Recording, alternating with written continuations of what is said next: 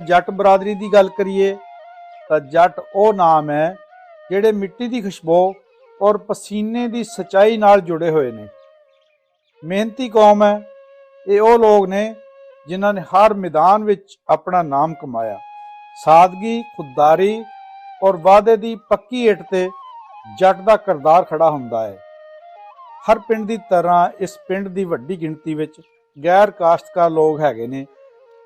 ਇਹ लोग माशरे दियां वो मजबूत इट्टां ने जो हुनर, मेहनत और खिदमत नाल कौम की इमारत नूं खड़ियां करदियां ने।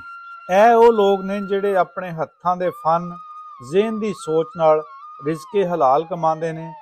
कदी मिस्त्री, कदी कारीगर, कदी ताजर ते कदी उस्ताद बन के माशरे नूं चलाउण विच खामोश मगर अहम किरदार अदा करते हैं।